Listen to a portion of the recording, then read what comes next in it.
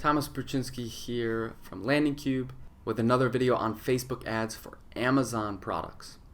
So in this video, we're going to talk about targeting audiences, how to reach the right people that are going to buy your products on Facebook, how to reach the right people to buy your products on Amazon. If you don't show the ads to the right people, no matter how good your ad is, how good your product is, you're not going to get good results.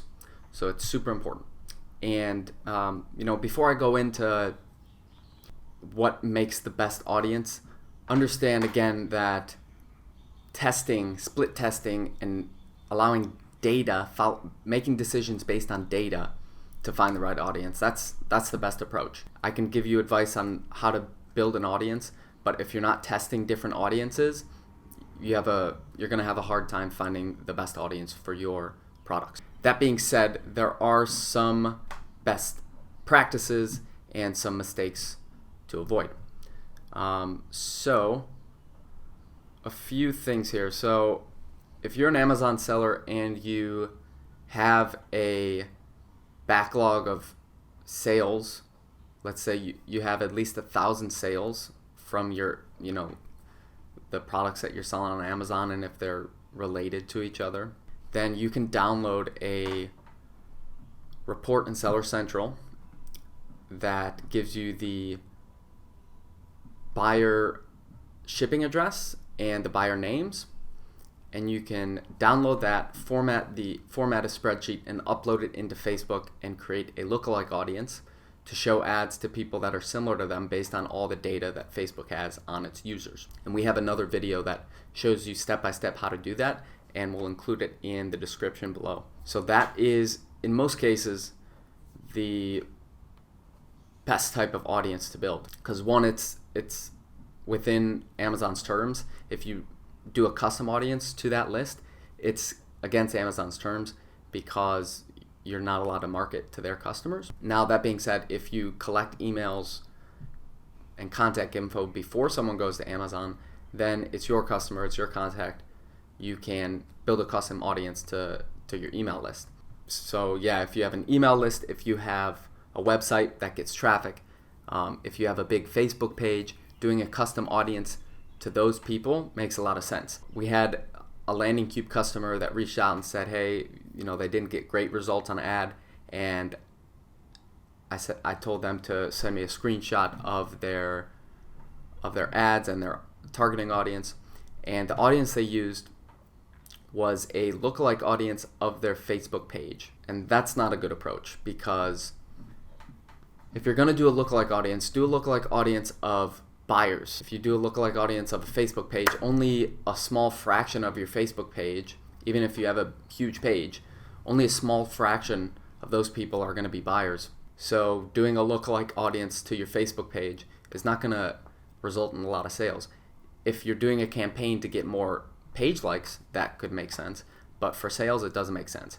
For sales, you would want to do a custom audience to the people on your Facebook page that like your Facebook page. That makes sense. Or a lookalike audience of your buyers. Now, again, if you don't have these assets, then you're going to have to do a cold audience, a interest-based audience. You're going to put in a location, age, gender, and you do this, even if you build a custom or lookalike audience, you can use these things on top of that. But if you're doing a cold audience, put in a location, age, and I usually suggest women 29 and up, because our data shows that visitors to the landing pages for Amazon products are about 70% women. Women buy more online. Women below the age of 29 just don't have a lot of disposable income. Women in their 30s, 40s, 50s, they have more disposable income. So they have more income to spend. And then with this detailed targeting, I usually suggest adding these two things, engaged shoppers and Amazon.com. And you want to put these in different boxes. So if I put this in one box, what that does is means people, so if I delete this separate box. So what this does when I put this in one box, it means that in order to match this audience, someone only has to either fall into one of these categories. So either they're engaged shoppers or they are interested in Amazon.com. And we don't want that. We want them to fall into both categories. So we separate them into different boxes. We want to narrow it further.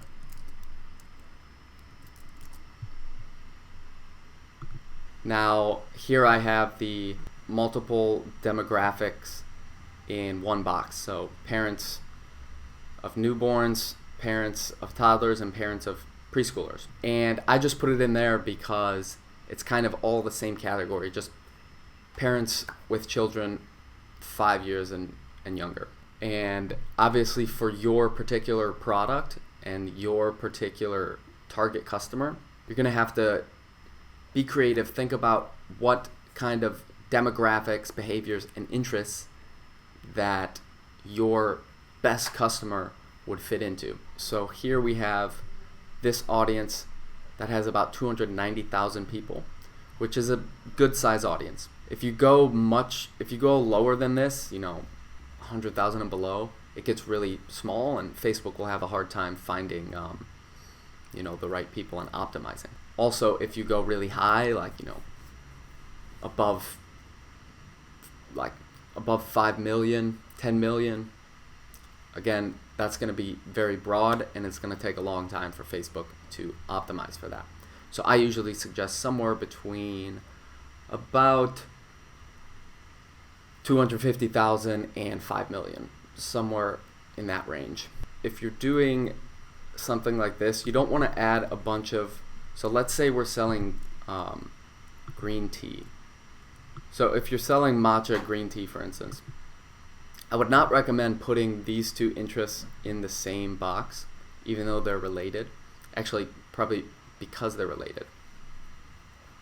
We don't want to put it in the same box because the more things we put in the same box, it's going to make split testing harder, because we aren't going to be able to determine which of these interests is resulting in good results or bad results. So if we created two different audiences, one with the matcha, and then we created a different audience with the green tea, they're about similar sizes, but they're going to be different people, most likely, because these are different interests. When we create two different audiences that the variables, there's only one variable that's different, everything else is the same, then we get a reliable test on whether the green tea or the matcha is the better interest to target. So that's the key: split testing, collecting data, and letting the data decide what is your best audience. And you're going to have to give it some time to optimize. So right here we have the 7-day click conversion window. That means you're going to need 50 conversions within the 7-day period for the Facebook pixel to optimize. If you don't get 50 conversions within that window, Facebook's not going to be able to find the right Facebook users to show your ad. So your tests aren't going to result in a reliable winner.